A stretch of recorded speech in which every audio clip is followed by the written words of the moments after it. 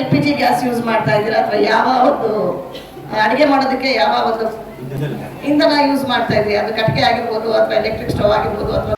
ನಮಸ್ಕಾರ ವೀಕ್ಷಕರೇ, ಇದು ವಾಯ್ಸ್ ಆಫ್ ವಿಜಯನಗರ.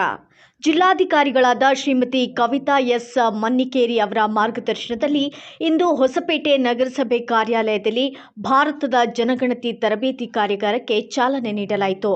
ನಾನು ಇನ್ಫಾರ್ಮೇಶನ್ ತಮಗೂ ಕೊಡ್ತಾ ಇದ್ದೀನಿ, ಹಾಗೆ ನಮ್ಮ ಮಾಧ್ಯಮ ಮಿತ್ರರಿಗೂ ಸಹ ನಾನು ಇದರ ಈ ವಿಷಯವನ್ನು ತಿಳಿಸ್ತಾ ಇದ್ದೇನೆ. ಭಾರತ ರಿಜಿಸ್ಟರ್ ಮತ್ತು ಜನಗಣತಿ ನಿರ್ದೇಶನಾಲಯ ಇದು 16ನೇ ಜನಗಣತಿ ನಡೀತಾ ಇದೆ. ಇದು 2 ಹಂತದಲ್ಲಿ ನಡೆಯುತ್ತೆ. ಮೊದಲನೇ ಹಂತ ಈಗ ನಾವು ಮನೆ ಪಟ್ಟಿ ಮತ್ತು ಮನೆಗಣತಿ 16 ಏಪ್ರಿಲ್ ಇಂದ ಮೇ 15 ನಡೆಯುತ್ತೆ. ಈಗ ಸೆಲ್ಫ್ ಡಿಕ್ಲರೇಷನ್ ಅಂತ ಸೆಲ್ಫ್ ಎನ್ಯುಮರೇಷನ್ ಅದು ಏಪ್ರಿಲ್ 1 ಇವತ್ತೇ ಶುರು ಆಗುತ್ತೆ. ಇವತ್ತರಿಂದ ಏಪ್ರಿಲ್ 15 ನಾವು ಸ್ವಯಂ ದಾಖಲಾತಿ ರಿಜಿಸ್ಟ್ರೇಷನ್ ಅಥವಾ ಎನ್ಯುಮರೇಷನ್ ಅನ್ನ ಮಾಡುವಂತದ್ದು. ಸೊ ಈಗ ನಾನು ಸಹ ಮಾಡಿದೀನಿ. ನಾನು ಮಾಡಿ ಮಂಜಮ್ಮ ಜೋಗತಿ ಆಗಿದೆ, ನಮ್ಮ ಸಿಒ ಆಗಿದೆ, ಎಡಿಸಿ ಆಗಿದೆ, ನಮ್ಮ PD DUDC ಆಗಿದೆ, ಅನೇಕ ಅಧಿಕಾರಿಗಳು ಈಗಾಗಲೇ ಮಾಡಿದ್ದಾರೆ. ಅದು ಕೇವಲ 10 ನಿಮಿಷ ಅಷ್ಟೇ ತಗೊಳುತ್ತೆ. ಸೊ ನೀವು ನಿಮ್ಮ ಲೊಕೇಶನ್ ಅಲ್ಲಿ ಇದ್ದು ನಿಮ್ಮ ಲೊಕೇಶನ್ ಅನ್ನ ನೀವು ಅಲ್ಲಿ ಮ್ಯಾಪಿಂಗ್ ಮಾಡ್ಬೇಕಾಗತ್ತೆ. ಅದಾದ್ಮೇಲೆ ಕೆಲವು ಕ್ವೆಶನ್ಸ್ ಕೇಳ್ತಾರೆ. ಕ್ವೆಶನ್ಸ್ ಯಾವ ತರ ಇರುತ್ತೆ ಅಂದ್ರೆ, ಫ್ಲೋರಿಂಗ್, ನಿಮ್ಮ ಮನೆಯ ಫ್ಲೋರಿಂಗ್, ಇದು ಬರೀ ಮನೆಯ ವಸ್ತುಸ್ಥಿತಿ ಬಗ್ಗೆ ಮಾತ್ರ ಇರುತ್ತೆ.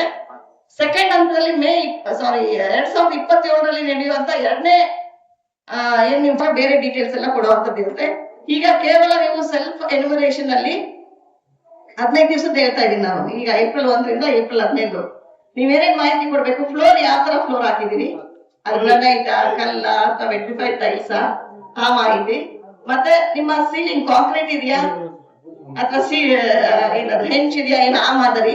ಗೋಡೆ ಮನೆಯಲ್ಲಿ ನೀವು LPG ಗ್ಯಾಸ್ ಯೂಸ್ ಮಾಡ್ತಾ ಇದ್ದೀರಾ ಅಥವಾ ಯಾವ ಒಂದು ಅಡಿಗೆ ಮಾಡೋದಕ್ಕೆ ಯಾವ ಒಂದು ಇಂಧನ ಯೂಸ್ ಮಾಡ್ತಾ ಇದ್ದೀರಾ, ಅದು ಕಟ್ಟಿಗೆ ಆಗಿರ್ಬೋದು ಅಥವಾ ಎಲೆಕ್ಟ್ರಿಕ್ ಸ್ಟವ್ ಆಗಿರ್ಬೋದು ಅಥವಾ ಗ್ಯಾಸ್ ಆಗಿರ್ಬೋದು, ಅದ್ರ ಮಾಹಿತಿ.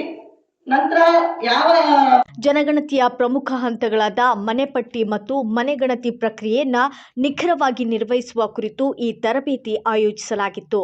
ಈ ಮಹತ್ವದ ಕಾರ್ಯಾಗಾರದಲ್ಲಿ ತಾಲೂಕಿನ ಎಲ್ಲಾ ಇಲಾಖೆಗಳ ಸರ್ಕಾರಿ ನೌಕರರು ಮತ್ತು ಅಧಿಕಾರಿಗಳು ಸಕ್ರಿಯವಾಗಿ ಭಾಗವಹಿಸಿದ್ದರು.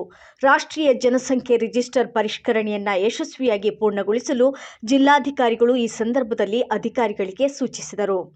ನಿಖರ ಮತ್ತು ನಿರಂತರ ಸುದ್ದಿಗಾಗಿ ನೋಡ್ತಾ ಇರಿ ವಾಯ್ಸ್ ಆಫ್ ವಿಜಯನಗರ.